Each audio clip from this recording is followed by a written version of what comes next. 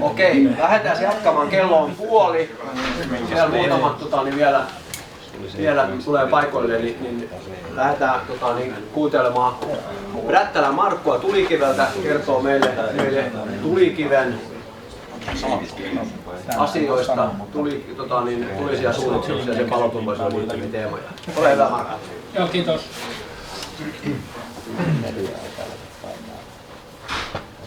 Pitää aloittaa kyllä semmoisella pienellä provosoinnilla, kun Jari sanoi, että kaikki savusaunat palaa joskus. Mulla on semmoinen harvinaisuus, että ei ole vielä palannut. Se on valmistunut 2018, silloin Tulikiven savusaunan kiuas ja väitän, että se ei koskaan palaa niin kauan kuin minä lämmitän sen itse. Mutta se siitä, jos joskus toisin käy, niin minä sitten Jarille ilmoitan, että nyt se kävi toteen. Oli se konjakkipullo, kuuliko kaikki konjakkipulloa? Savumaku. Joo, oleellistaa siinä on palaamattomien savukaasujen poisto. Hyvä, minä olen saanut tilaisuuden tulla kertoa vähän, että mitä sitten tulisia valmistajan näkökulmasta nämä asiat tarkoittaa. Mitä on tässä aamupäivän aikana puhuttu. Varmaan tulee vähän kertaustakin siitä, että mitä olette kuullut. Mutta semmoisia havaintoja, mitä me nyt tehdään, kun me uusia tuotteita suunnitellaan, niin minkälaisia asioita siellä nyt sitten otetaan huomioon, kun niitä tehdään ja yritetään tehdä niistä turvallisia ja käytettäviä ja niin edelleen. Tulikivestä ihan sen verran, että edelleen ollaan maailman suurin varaavien tulisijojen valmistaja. Meillä on noin 30 vientimaata ja noin 230 työntekijää. 4 tehdastahan meillä on. Suomussalmella on maailman pohjoisin tulisijatehdas, eli siellä tehdään kaminaverhouskivet. Nunnalahdessa tehdään vuolukivituotteet, Heinävedellä tehdään Tulikiven kaikki kermasavitakat ja kiukaat. Ja Espoossa tehdään luonnonkivitasot ja luonnonkivijalostus. Ja 3 tuoteryhmää käytännössä: sauna, tulisijat ja sitten sisustuskiveet. Se mitä teille nyt ajattelin tässä kaiken kaikkiaan kertoa, niin vähän tuosta meidän suunnittelun lähtökohdista, mitä me siitä ajatellaan, vähän siitä, että minkälaista on meidän testauslaboratorion toiminta. Labraksi me sitä kutsutaan, siellä poltetaan tulisijoja käytännössä päivittäin. Sitten paloilmaan liittyvät ratkaisut.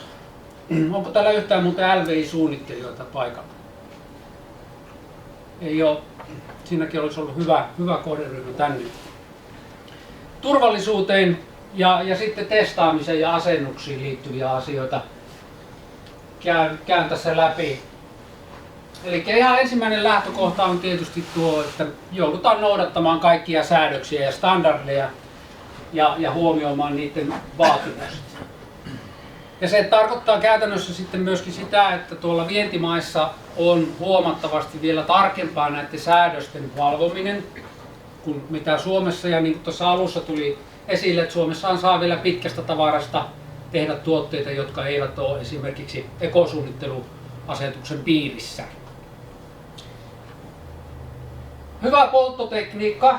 Siinä on hyvin oleellista se, että miten paloilman kuljetus siellä tulisijan sisällä tapahtuu, miten sitä säädetään, minkälainen se säädin on ja miten me saadaan siitä sitten se tuote, mitä kaikki ihmiset haluaa, että se lämmittää sitä kotia.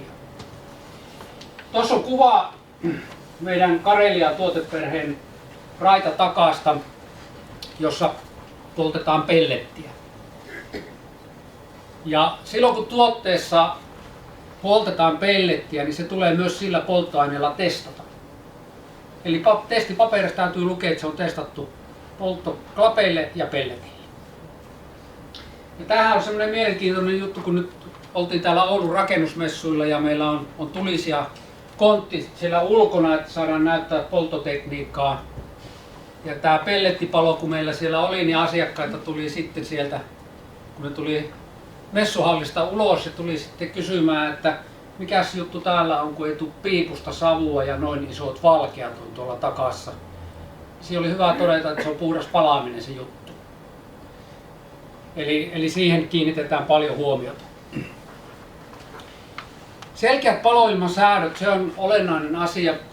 me pyritään siihen, että kun paloilmaa säädetään tulisijaan oikein, niin siinä on vaan tietyt asennot. Se on kiinni, siinä on sytytysasento, siinä on polttoasento. Ja sitten tullaan takaspäin hiilen polttoon ja laitetaan se kiinni.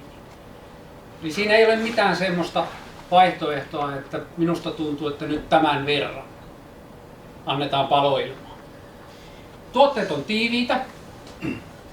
Siihen palaan vielä myöhemmin. Design on meille kohtuullisen tärkeä. Meillä on ollut oma muotoilija talossa jo yli 10 vuotta ja hänen kädenjälkensä näkyy. Se on tietenkin kiva, että tuo takka muun muassa, niin se on siellä olohuoneessa. Aika tyypillisesti olohuoneessa se on aika kauan. Varmasti kauemmin kuin sohva tai sohvapöytä.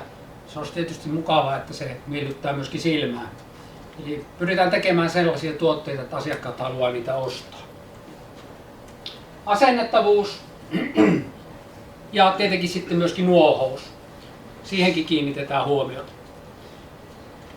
Eli noista lähtökohdista lähdetään. Tässä on kuva meidän testilabrasta, tai siellä on pari meidän Jero-takkamallia testeissä tuommoisessa niin sanotuissa rakennetuissa huoneissa. Eli kun lähdetään tekemään uutta tuoteperhettä, niin me tehdään niistä protot itse. Meillä on siellä oma metallipaja ja tietysti sitten kiventöistöt sun muut, millä lähdetään hakemaan sitten sen tuotteen ulkonäköä ja teknisiä ratkaisuja. Varmistetaan se polttotekniikka. Eli polttotekniikasta meillä huolehtii, meillä on tuotekehityspäällikkönä Jari Sutinen, joka on palaamisesta väitellyt tohtori, ja sitten Onni Ovaskainen vastaa labrasta ja väittelee parasta aikaa myöskin. Eli palaamisesta uskotaan, että me tiedetään aika paljon. Nämä kaikki standardit, mitä tuossa nyt on, niin niitähän tietenkin joudutaan noudattamaan. Ja varaavien tulisijojen standardi 16510-2-5, sehän on nyt valmis, mutta sitä ei vielä ole julkaistu EU:n virallisessa kirjassa, milloin se on harmonisoitu, ja siitä alkaa siirtymäaika. Tämä on semmoinen standardi voimaan tullessa, että siirtymäaika on 2 vuotta. Ja mitä se sitten tarkoittaa tulisijan valmistajille, niin se tarkoittaa sitä, että ne tuotteet pitää testata uudelleen. Siellä tulee uudet testimenetelmät suojaetäisyydelle muun muassa. Siellä tulee piipun paino. Pitää osoittaa, mitä se kestää, piipun painoa. Ja tämä on nyt semmoinen asia, joka tietysti, jos Suomen markkinaa ajatellaan, niin ei ole kaikilla teollisesti valmistavilla tuotteilla niin kuin tuo ekosuunnitteluasetuskaan vielä niin sanotusti hanskassa. Eli niitä ei ole testattu, vaikka tuotteet on sarjamuotoisia, jolloin ne pitäisi testata ekosuunnitteluasetuksen mukaisesti. Ja se on tietysti sanottava, että se on hiukan epäreilu kilpailutilanne. Ja minkä takia? 22, kun tämä ekosuunnitteluasetus tuli voimaan. Tulikivellä on aika laaja mallisto. Me jouduttiin laittamaan testeihin melkein 200 000 euroa rahaa. Suomessa ei ole auktorisoitua testilaitosta, missä tuotteita voisi testata, ne pitää viedä tuonne Eurooppaan. No meille se on luontaista, koska me myöskin viedään tuotteita Eurooppaan. Mutta yksi testi on 70 000 euroa sille tuotteelle. Ja sitten kun on paljon mallistoa, niin se on aika kova investointi. Ja nyt jos kaikki ei sitä tee, niin siinä tulee luonnollisesti se tilanne, että tuotteita voidaan myydä edullisemmin, koska sitä investointikustannusta ei tarvitse mitenkään sieltä ikään kuin tuotteessa maksattaa asiakkaille. Eli se mitä niin kuin toivotaan kovasti, niin olisi se, että kun niin rakennusvalvonnassa kun tuolla katsotaan niitä tuotteita tai vaikka pelastusviranomaiset, että onko tuote ekosuunnitteluasetuksen mukainen, niin meillä on vielä semmoisia valmistajia, jotka ei oikein tiedä, mitä se tarkoittaa, vaikka pitäisi tietää. No, me tehdään sitten myöskin jenkkeihin, viedään tuotteita, ne testit on vielä kertaluokkaa vaativampia. meillä oli Amerikasta valvoja viikon verran tuolla meidän laboratoriolla seuraamassa ja valvomassa testejä, jotka tehtiin Amerikan vientiä varten. Se oli aika raskas ponnistus sekin. Suojaetäisyydet, se on erittäin olennainen asia. Eli täällä me testataan hyvinkin tarkkaan se, että minkälaiset palosuojaetäisyydet noille tuotteille tulee asettaa ja miten ne käyttäytyy ylilämmitystilanteissa ja niin edelleen. Eli ei ole mitään mahdollisuutta tehdä kompromisseja noissa asioissa. Ja tietysti sitten se yleinen turvallisuus kaikin puolin tuotteiden käytön osalta. Mennään näihin paloilmaratkaisuihin. Mä käyn nämä nyt pikkusen tarkemmin läpi ja sitten kiinnitän ehkä vähän huomiota siihen, että mitä me ollaan noista ajateltu, miten ne on toteutettu. Se tyypillisin ehkä on kuitenkin vielä niin, että paloilma otetaan huonetilasta. Eli sillä on oltava joku reitti, mistä se huonetilasta sen paloilman saa. Ja nyt sitten kun ajatellaan nykyenergiavaatimusten mukaisia pientaloja, missä on koneellinen ilmanvaihto, niin hormi on se, joka synnyttää vetopaineen takalle. Ja sitten jos mietitään sitä, että pystyykö painovoimainen tekniikka voittamaan konevoiman, niin tiedetään, että ei pysty, varsinkin jos se konevoima on säädetty väärin. Eli alkuvaiheessa varsinkin, kun tuli koneelliset ilmanvaihdot, niin oli säädetty aika voimakkaasti alipaineiseksi. Tiesi, että kun oven aukaisi, niin suhina kuului, jos sen sai yleensä ottaa auki. Takalla on selkeitä haasteita siinä vaiheessa, jos alipaine tasapaino on yli 5%. Eli mieluummin saisi olla siellä nollan pinnassa. Eli sen takan pitää saada riittävästi paloilmaa. Otetaan tuommoinen meidän tyypillinen takka leivinuuni. Se painaa noin 1800 kiloa. Siellä lämmitetään, poltetaan puuta käytännössä 1 kilo 100 painokiloa kohti. Se on 180 kuutio paloilmaa, minkä se tarvii, että se voidaan polttaa puhtaasti. Ja jos ei sitä saa, niin sitten siellä tulee se tilanne, että lasiluukut nokeentuu, tulee kitupolttoa, hormi pikentyy. Täällä meillä esimerkiksi nyt tuo paloilman jako ilmansäätimen kautta, niin se tulee arinalle, luukulle ja toisioilmana tulipesään. Ja silloin kun puhdasta palaamista haetaan, pieniä hiukkaspäästöjä, niin arina alle ei palavaiheessa voi oikeasti laskea ilmaa 10% enempää. Ja se pitää olla silloin mietitty, miten se tehdään. Eli se vanha ajatus siitä, että hyvin toimii takka, on hyvä takka, kun humina kuuluu, niin silloinhan se tarkoittaa sitä, että ne palokaasulämpötilat on enimmäkseen siellä hormissa ja se hyötysuhde on huono. Sitten katsotaan paloilma lattian alta, mihin Hautala Jari tuossa vähän viittasikin. Eli tuo edellyttää myöskin huolellista ilmaohjauksen suunnittelua silloin, kun se tuodaan putkella täältä lattian alle.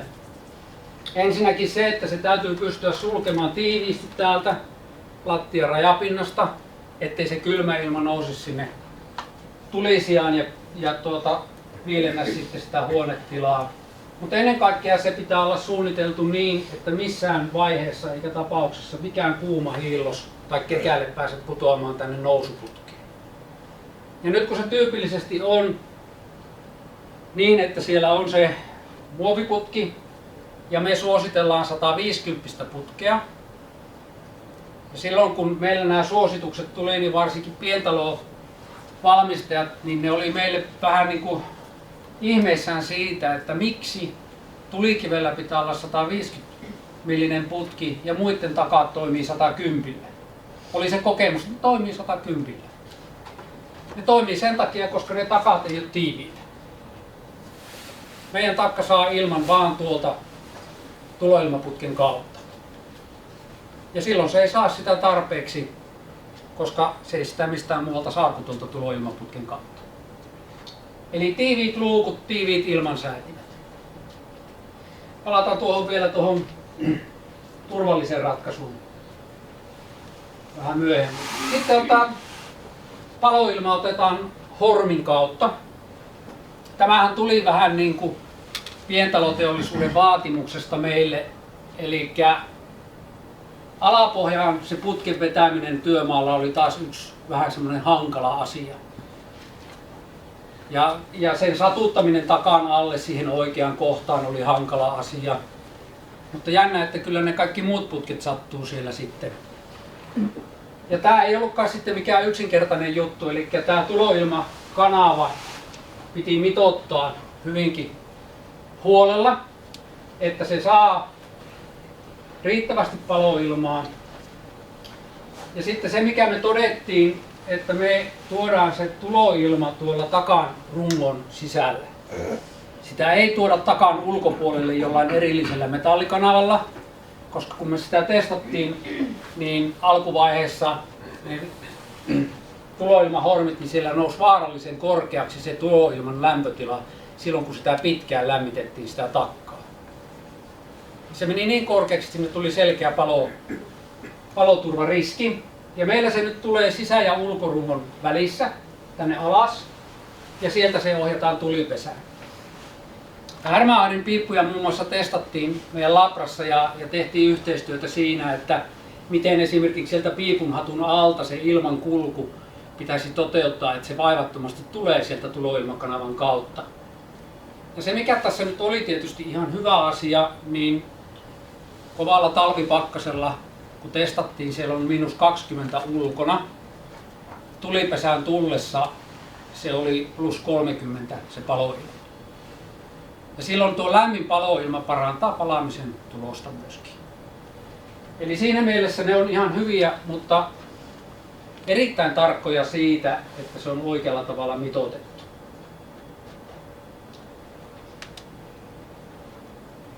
No sitten näitä turvallisuusasioita, minkälaisia havaintoja me ollaan siinä nyt tehty ja mitä ratkaisuja tuotteisiin ollaan tehty. Niin tietysti tuosta paloilman ohjausyksiköstä, mikä ei välttämättä päällepäin näy asiakkaille juurikaan. Koska monestikin meilläkin on malleja, että siinä on vain takkaluukku ja sitten sen alla ei välttämättä ole huoltoluukkua, mutta siellä takana taustalla on kyllä aika kuitenkin niin kuin tarkkaan mietitty paloilmaohjausyksikkö. Mutta tässä on nyt esimerkiksi sitten ratkaisu, että tuloilmaputki tuodaan tänne takan alle. Ja tässä on arina, tuhkatila, ja mitään mahdollisuutta ei ole tuolta arinalta päästä tuloilmaputkeen kuumaa kekälettä tai tuhkaa. Se on suojattu niin. Eli jossain on ollut sellaisia ratkaisuja, että siellä on, ei nyt ihan suora reitti, mutta hyvin helposti mahdollista kuuman kekäleen mennä tuonne. Ja silloin kun siellä on muoviputki, me suositellaan metalliputki, nousuputkeksi, niin sitten siellä on riski olemassa. No sitten puhutaan näistä käyttäjistä, on monenlaisia käyttäjiä. Tässä on nyt varmaan, saattaa olla nuohoajillekin tutun näköinen kuva. Tästä tulipesästä kyllä arina nostettu pois, mutta se arinan kuva on jäänyt tuohon. Niin meidän kokemuksen mukaan niin suurta tuhkatilaa tänne ei kerta kaikkiaan pysty rakentamaan, että se kaikki tuhka sinne mahtuisi, jos asiakkaat ei siitä itse huolehdi.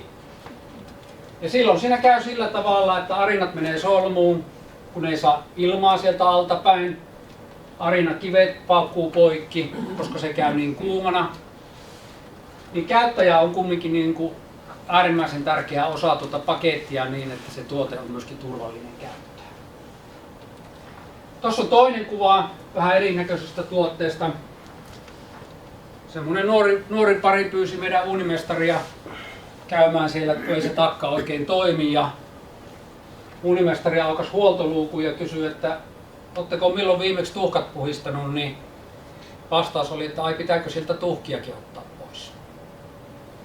Elikkä on yritetty nyt kiinnittää huomiota siihen, että käyttöohjeet olisi sellaisia, että asiakkaat ne myöskin lukisi tai kävisi läpi. Koska meidän tekninen palvelu, me saadaan sieltä aika hyvää informaatiota siitä, että minkälaiset asiat niitä asiakkaita askarruttaa, kun ne meille soittelee niin sehän on hyvin tyypillistä, kun sitten ruvetaan selvittämään, että miten ne sitä käyttää, että onko käyttöohjeet luettu, niin ei mulla ole käyttöohjeita, ne on hävinnyt. Ei minkäänlaista käsitystä siitä, että miten sitä takkaa pitäisi käyttää. No sitten puhutaan sytytyspellistä. Tämähän on siis, puhuttiin kesäpellistä joskus aikoinaan. Ja idea oli se, että tuosta kun otetaan sytytyspellin reitti auki, niin se menee suoraan sitten tuonne hormiin.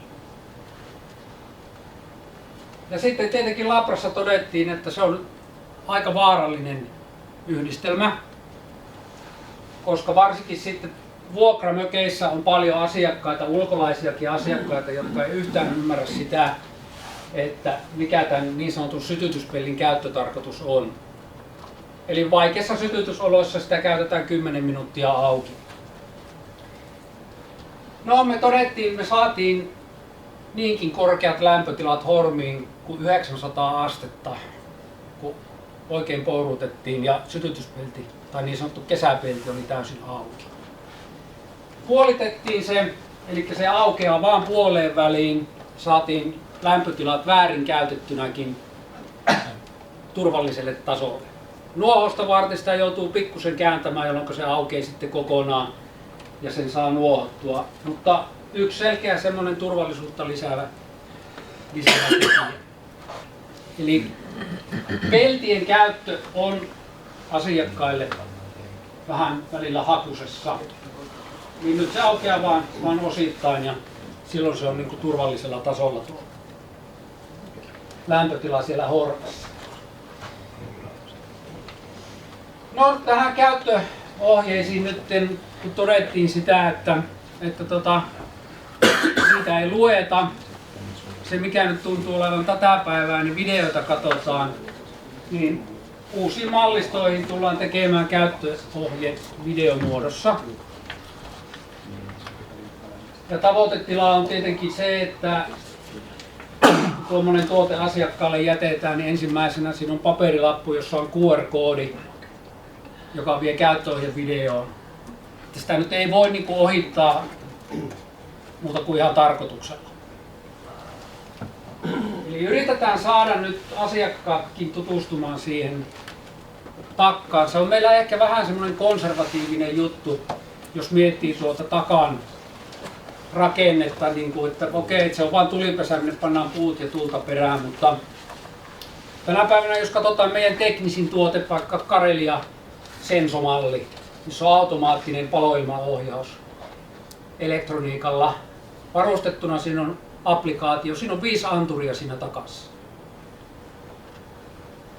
Se tarkistaa, onko ovi auki, se mittaa hormiliitoksen vetopaineen, se katsoo tulipesän lämpötilan, se mittaa huoneen lämpötilan ja se katsoo varautumisasteen siitä tuotteesta ja neuvoo käyttäjänsä.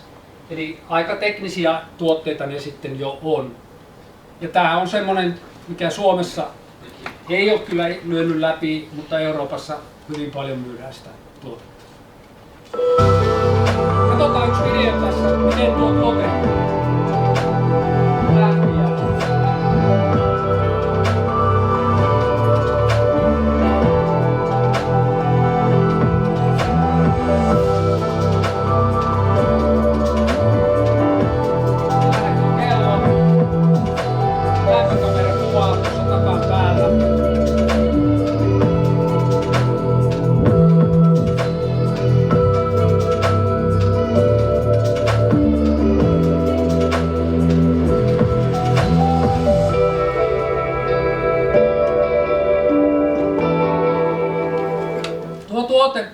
On meillä kehitetty asiakaspalautteiden perusteella.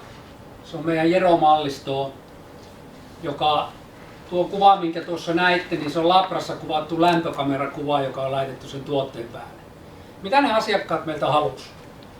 Tuotteen pitää olla mahdollisimman pieni ja kompaktin kokoinen. Siinä pitää olla mahdollisimman suuri luukku. Se pitää tuottaa mahdollisimman nopeasti lämpöä ja sen pitää varata lämpöä. Otettiin nämä kaikki asiat huomioon. Tuossa se luovuttaa 20 tuntia huoneen lämpötilaa korkeampaa lämpöä siitä kivimassasta. mutta se on testattu Camina-standardilla. Koska silloin kun mennään tuonne Eurooppaan, mikä on Camina-markkina, niin siellä asiakkaat ensimmäisenä katsoo, että no, mikä sitä teho on. Pitäisi olla se 7 kilowattia, niin kuin Caminoissa tyypillisesti on. No se siitä lähtee. Nuohoukseen me ollaan nuohousohjeita tehty ja nuohouksesta ollaan tehty videoitakin, miten meidän esimerkiksi erotuoteperhe nuohotaan. Ne ei välttämättä ole helpoimmasta päästä, se me voidaan myöntää, mutta siinä joudutaan vähän sitä designia katsomaan, mutta nuohottavissa ne kaikki tuotteet on. Eli semmoiset ohjeet sieltä myöskin löytyy, se on otettu tuo nuohoaminen huomioon. Mutta sitten suojaetäisyysasiaan. Tässä on myös yksi semmoinen havainto, joka me tehtiin. Ja yhdessä vaiheessa markkinoille rupesi tulemaan tuotteita, jotka oli asennettu kiinni seinään. Tai näytti siltä, että ne on asennettu kiinni seinään. Ja sitten meillekin tuli sitä vaatimusta, että kun täällä oli normaalisti niin kuin tässäkin 50 millin suojaetäisyys palavarakenteisiin seiniin. No se oli sitten semmoinen, että pääseekö sinne imurilla vai ei. Se pitäisi olla kokonaan kiinni, ettei siellä näy mitään rakoa. Tehtiin tänne tämmöiset pienet palikat niin, että se on ikään kuin kiinni seinässä. Ja tänne jätettiin tuuletusväli. Ja sitten mitä todettiin, niin on erittäin tärkeä asia tietysti mitata ne lämpötilat, mitä tänne väliin tulee. Ja sitten ennen kaikkea myöskin testata se tuote niin, että se on tuolla tavalla asennettu.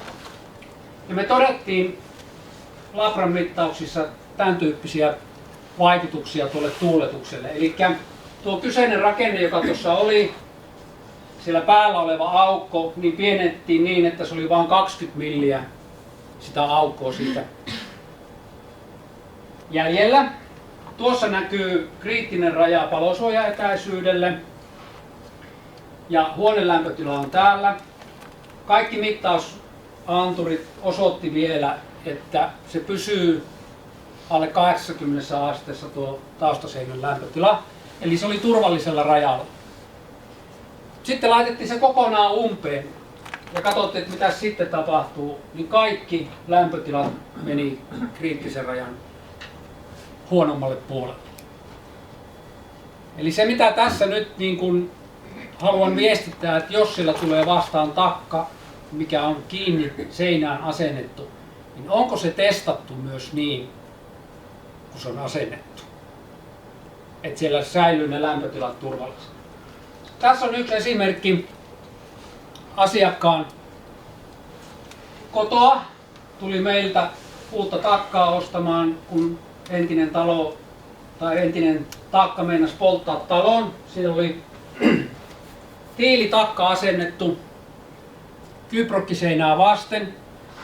Ja sitten oli keksitty, että asennetaan se kiinni seinään, pannaan palovilla tuohon väliin ja se on siinä. Seurauksena oli, että se taustaseinä syttyi. Tulee. Onneksi ei päässyt pahempaa tapahtumaan. Oli palohälyttimet kunnossa ja perhe yöllä heräsi ja asia saatiin niin kuin järjestykseen. Tuli meiltä ostamaan sitten niin kuin takaan. Mutta se, että meilläkin on hyvin paljon kysytään, että saako itse asentaa, niin me ei kyllä kieltäydy. Meillä on uunimestariverkosto, 70 uunimestaria, jotka käy meidän koulutuksen ja me otetaan vastuu niistä asennuksista. Ja sitten kun tuotteet on aika tarkkoja, kun ne on suunniteltu, niin siellä saattaa olla niin kuin vaikka luukun yläkorkoon millin mittatoleranssi. Niin ei, hyvä, että meidän ammattitaitoiset uunimestarit, niin niilläkin on työmaata, että ne oppii niin kuin asentamaan ne niin, että ne on tiiviitä.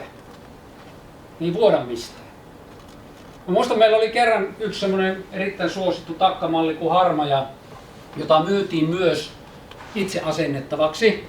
Ja meillä oli tuolla länsirannikolla sitten asiakas, joka osti sen, ja kun halusi säästää, teki sen takaan, ja sitten rupesi laittamaan siihen harkkopiippua päälle ja meni ruokatunnille käymään ja tuli takaisin, niin piippu oli siellä tulipesässä. Tein itse ja säästin. Hän myönsi sen kyllä auliisti, että olisi pitänyt ottaa asennuksen kanssa ja sitten joutui pistämään vähän rahaa lisää, että sai asian järjestykseen.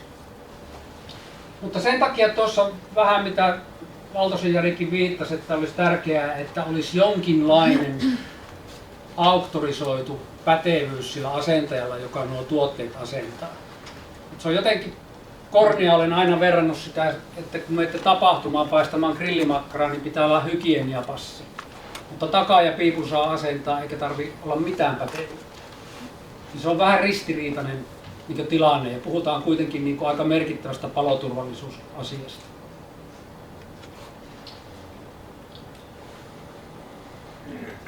Puolituntiseni on käytetty. Onko minulle Kiitoksia Markulle. Oliko Markulla suoraan kysymyksiä? Kiitoksia. Olen tavattavissa, jos tulee jotakin mieleen.